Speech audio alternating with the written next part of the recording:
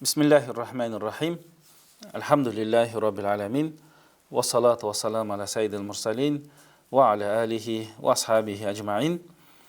Barыбызды жоқтан бар қылып жаратқан, жаратқанда да иман беріп, иманды қылған, жаратушыбыз болған Аллаху субханала ва таалаға чексіз мақтаулар болсын. Андан кейін бізді иман нұрына алып шыққан, илимсіздіктен құтқарған бардық мұсылмандарға рахмат үшін, аламға рахмат үшін жіберілген сүйікті пайғамбарымыз саллаллаху алейхи ва салламға салават жана саламдар болсын. Урматтуу мұсылман бір туған, біз бүгінгі темабыз мұсылмандың шындығында чоң күнәлерден сақтану деген темада бүгін ошо зекет жөнүндө сөз кылмакчыбыз. Зекет барыбызга белгилүү, бул исламдагы эң негизги парздардын бири. Исламдын түркүгү. Мына ошондуктан бул Алла Таала парз кылгандыктан аны аткаруу менен сооп алабыз, ал зекетти бербей коюу менен ал күнөө деп эсептелинет экен. Демек, бербей коюу жөнөкөй күнөө эмес, балки бул чоң күнөөлөрдүн катарына кирет экен. Мына ошондуктан биз ушул зекеттин дагы намаз кандай парз болсо ошондой парз, ажылык кандай парз болсо ошондой парз деп билип, ага дагы көңүл буруп жашоо ар бир мусулмандын милдети. Аллах субханала ва таала Кур'ан Каримде «Ва акимус салата ва атуз зака» дейт. Мындайча айтканда, намазды бекемдегиле, тургузгула, зекет бергиле деп жанаша айтат да, дайыма Куранда мына ушундай жанаша келет. Демек, себеби экөө тең ушундай парз деп эсептелинет деп. Ким бул зекеттин парз эместигин, парз эмес деп чекке каккан болсо, жок деген болсо, демек ал динден да чыгып кетет. Мына ошондуктан зекетти тыюу, зекетти бербей коюу бул чоң күнөөлөрдөн деп эсептелинип, Аллаху субханаху ва таала зекетти бербегендерге катуу азап болот деген дагы Куранда аяттар бар. Демек, зекетти бербей коюунун кандай зыяндары бар? Биз айттык, эми ал атайлап бербей койгон болсо чоң күнөө, бирок анын зыяндары да бар экен. Эң биринчи зыяндарынын бири бул махкул мали ва захабуху дейт. Мындайча айтканда, адамдын акчасынан береке кетет. Береке жоголот деген сөз.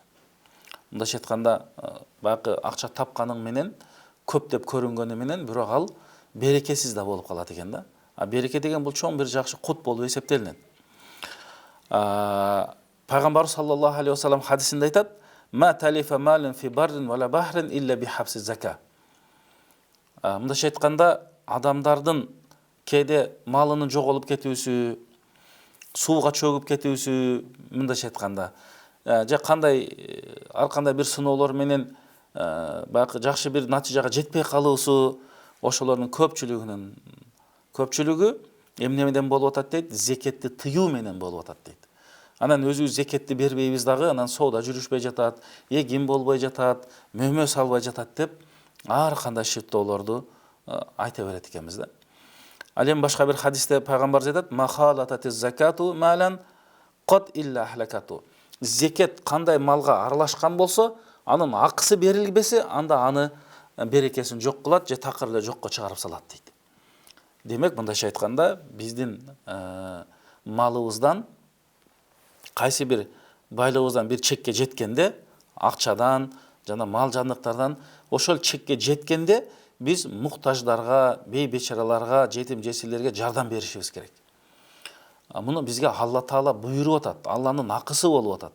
Ошол бербей койгондон кийин, ошол башка бирөөлөрдүн акысын жеп алгандыгыбыз себептен мына ушундай зыяндар келип атат деп биз түшүнүшүбүз керек.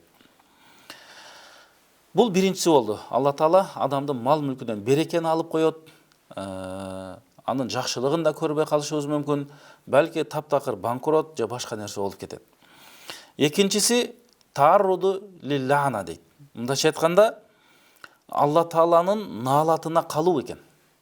Ким зекет бербесе, ал наалатка карат. Биз баарыбыз Алла Тааланын рахматын, райымын, ыраазычылыгын эңсеп жашайбыз да, ибадат кылганда, кайрымдуулук, жакшы иштерди аткарганда.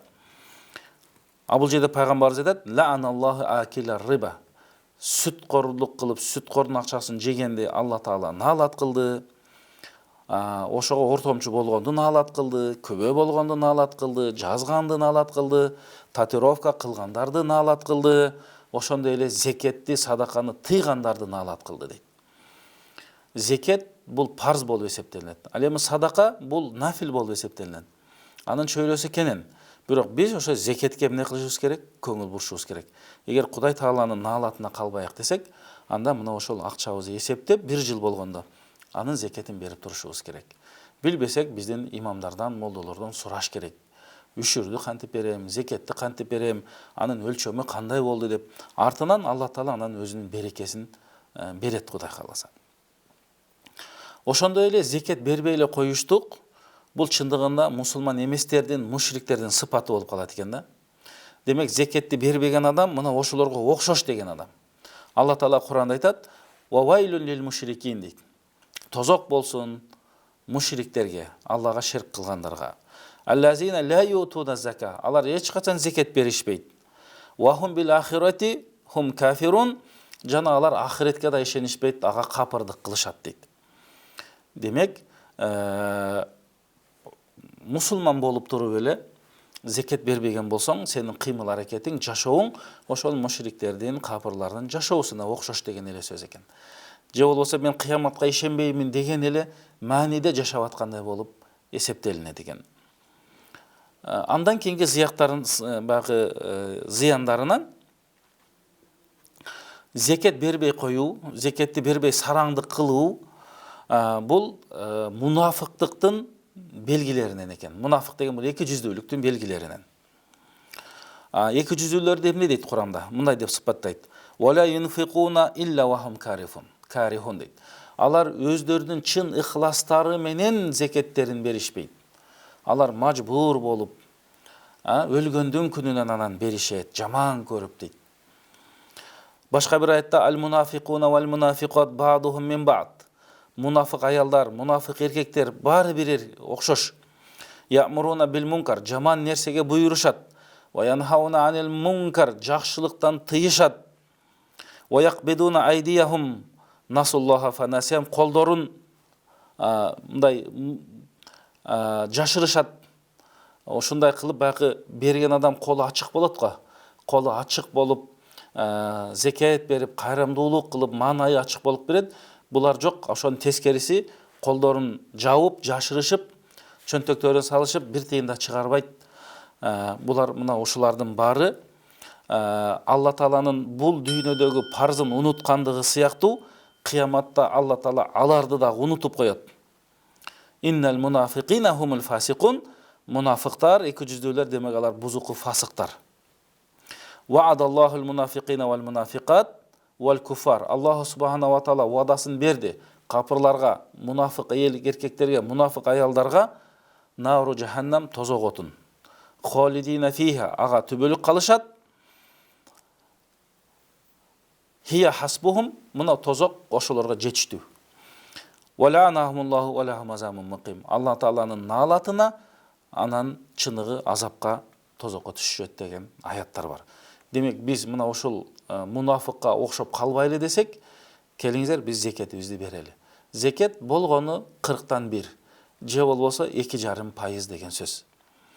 Мисалы 40 койго 1 кой берилет деген ушундай, 30 уйга 1 уй. Ал эми 85 грамм алтынга жеткенде азыркы эсеп менен ошол 290 миң деп эсептелип атат. Мына ошонун 40тан 1 же 2,5% бул ошо зекет болуп эсептелинет. Ошондой эле урматтуу мусулман бир тууган, зекетти тыюу, зекетти бербей коюу ошол мусулмандын пайгамбарыбыздын шафаатынан кур калат экен. Биз баарыбыз пайгамбарыбыздын шафаатына муктажбыз. Пайгамбар кыяматта баарыбызды өз шафаатына алат. Ошондон ким зекетти бербей койсо, ошол пайгамбарыбыздын шафаатынан, ортомчулугунан кур калат дейт. Бул жерде пайгамбар саллаллаху алейхи ва саллям жакшы бир хадисинде айтат: "Вала ульфиянна ахадукум Яджу яумал қиямати ала рақабатихи баирун лаху руғауын дейді. Мұндайша айтқанда, пайғамбар не дейді? Сілерді бір авалда көрбейін қияматта дейді. Ошол нерсенің арқасынан қияматта жаман бір авалда қалып қалбағыла. Мұндайша айтқанда, мойнында, мисал, жық төлері болып, мойнында ошо төден бере тұрған зекетін бербей қойып, ошонун артынан қияматта келіп, жүзіңер қара болып қалбасын деп атат пайғамбарыбыз. Ошонда адам айтат екен. Ушул жерде хадис, бұл узун хадисте, бирөөдүн бакы бере турган зекети койдон жетип, койдон бербесе, уйдан жетип, уйдан бербесе деген мани. Же зекетин бербесе, же төдөн бербесе. Ушулардын бардыгынын үнү бар экен. Үнү чыгат экен, менден бербеди деп айтат экен. Лаху руга деген ошондой. Ошондо мусулман адам минтип пайгамбарыбызга кайрылат экен. О Мухаммад, агысыны мага жардам бер дейт экен. Биздин пайгамбарыбызсың, сен бизге жардам беребизсиң дегенде пайгамбар айтат: "Ла амлику лака миналлахи шай'ан." Ал учурда мен силерге эч бир жардам бере албайм. Код аблагдукум, мен силерге айтканмын, кабар бергенмин, ушундай кылгыла деп. Мен силерге эми ортомчулук кыла албаймын деп пайгамбарыбыз жооп берет экен. Демек, зекет берүү бул чоң сооп болот. Эгер бербей койсок, мына ошол кесепеттердин бири пайгамбарыбыздын шафаатына жетишпей калат экенбиз. Ошондон баягы Аллах субханаху ва тааланын бизге берген малы бул Алла таала берип атат. Соода кылып атабыз, соодабыз өнүгүп өсүп кетип аткан болсо, бул баары Алладан болуп атат. Мал жандыгыбыз көбөйүп кетип атат. Соодаларыбыз жүрүп аткан болсо, эгиндерибиз эгилип, жакшы мөлтүшүн берип аткан болсо, чындыгында биз эми себебин кармап атабыз. Мөмөлөр жакшы салып аткан болсо, бул баары Алладан экен да. Ошо Кудай Таалага айткан шүгүрүбүз үчүн биз Алла Тааланын буйругун аткарып, зекетти чыгарсак, ал муктаждарга жетсе, алар да бата дуа кылат экен бизге. Андан дагы биздин соодабыз, ишибиз жакшы боло берет экен да. Мына ошол жакты бир жакшы философиялык анын маани маңызы бар. Ошондой эле кайсы жерлерде зекет берилбесе, ошол жерлерде кургакчылык болот деп айтылат экен да. Алла Таала ошол коомду кургакчылык менен сынайт деген пайгамбарыбыздын сөздөрү бар. Карасаңыз, пайгамбарыбыз айтат: "Ма мана коомун заката." Кайсы бир коом зекетти тыйып салса, зекетти такыр бербей койсо, иллаб талахумуллаху биссинин, Алла Таала көп кургакчылык жылдар менен сынайт дейт. Суу жоголуп кетсе, жамгыр жагбай калса, башка бир сөзүндө пайгамбар айтат: "Валам ямнау заката амвалихим илля мун'ал қатару минас сама." Ал-қатру минас сама. Баниси, алар зекеттерин бербесе, асмандан жамгыр да жагбай калат. Валаулал бахам лам юмтир. Эгер жаныбарлар, коткулмаскалар, куштар болбогондо, буларга жамгыр жаагмак эмес экен. Демек ошол коом зекет бербесе дагы жамгыр жааганы, демек бул ошол Алла Тааланын жандык жаныбарларга болгон рахматы, мээрими экен. Мына ошондон бул болсо дагы биздин баягы зекетти берүү менен биз кандай пайдага жетебиз? Биз соопту алабыз, парздан кутулабыз. Кыяматта бизге бейишке киргенге жардам берет. Ал эми бул дүйнөдө бул коомдогу социалдык көйгөйдү чечкенге биз жардам беребиз. Биз мамлекетибизге жардам беребиз. Мамлекетте жашаган муктаждарга, жетим жесилдерге жардам берет экенбиз дагы. Ошону менен биз жакшы бир жумушту аткарган болуп, элдин муктаждыгын кетирген болот экенбиз. Андан кийин бул жерде айтылат, кыяматтагы каттуу коркунучтан аман калат экенбиз. Эгер ким зекет берсе, ал эми зекет берген эмес болсо, ошол өзүнүн малынын эле зыянын көрөт экен. Бул жерде пайгамбарыбыз айтат: "Мен атахуллаху маалан" дейт.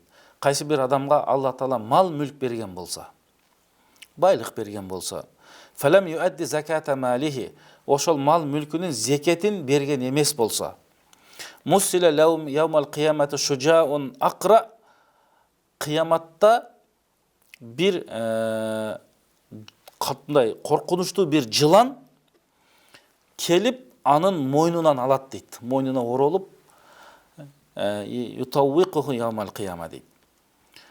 Сумма яхузу билахзиматейхи, екі мына ушул жерінен алып тұрып, айтат екен: ана малука, ана канзука.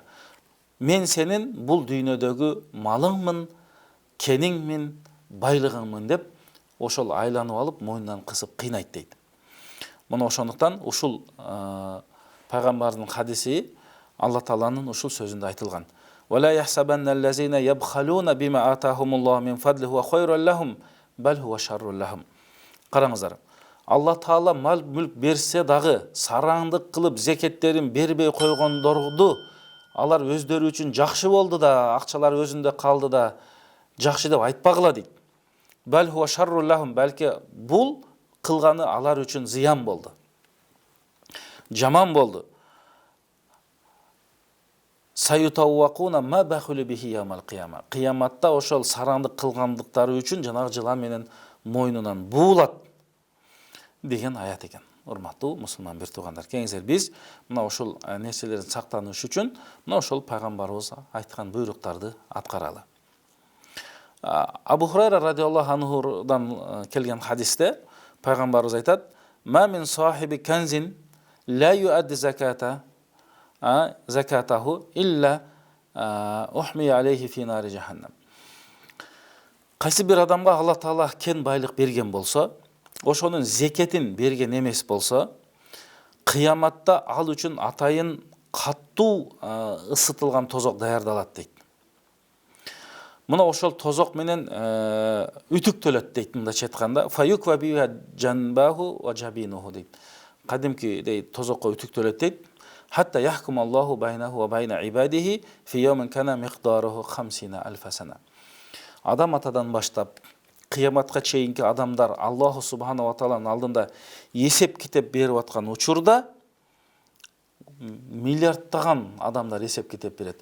Ошолор бүткөнгө чейин ушундай тозок оту менен азапталып турат. Бир күн ошол учурда 50,000 сана 50 жылга жүрүп калат дейт. Бир күн 50 жылга тете болуп калат экен да. Бул болсо дагы чындыгында оңой хадистерден эмес, урматтуу мусулман бир тууган. Демек, баягы зекетти бер дегенде, зекет биз бардык малыбызды берип аткан жокпуз да, ошонун 40тан бирин Алла үчүн чыгарып атабыз. Бул аз эле өлчөм. Абу Зар радиаллаху анху риваят кылган хадисте пайгамбарыбыз айтат: "Ма мин сахиби ибилин вала бакарин вала ганамин." Кайсы бир адамда төөлөрү, уйлары, андан кийин кой эчкилери бар болгон болсо, ла юадди закатаха, ошолордун зекетин бербесе, илля жаат яумал кияма, кыямат күнү ошол төөлөрү, ошол уйлары, ошол эле кой эчкилери мүйүздөрү менен ошол адамды сүзөт экен.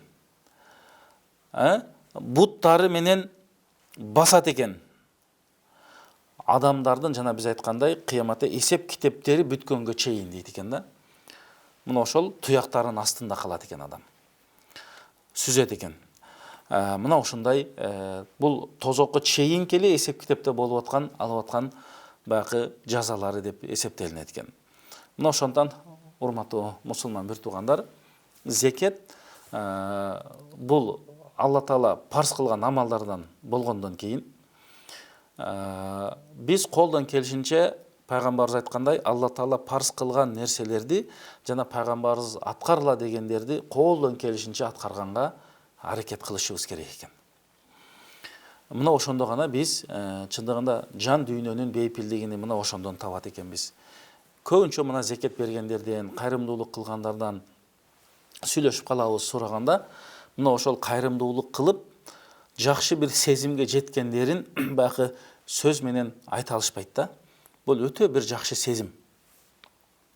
Бул Аллага да жагымдуу болот, адамдын өзүнө да жакшы сезим болот, буйруктарды аткарган болот, жан дүйнөсү тазаланат, ыйманы бекемдейт, мусулмандар менен болгон бир туугандыгы бекемдейт. Мына ошондон урматтуу мусулман бир туугандар, биз дагы бул парзга кайдыгер карабайлы, олуттуу карап, ушул парз амалын аткарып, ушул парз амалдын артынан Алла Таала бейишини насип кылган болсун. Ассаламу алейкум ва рахматуллахи ва баракатух.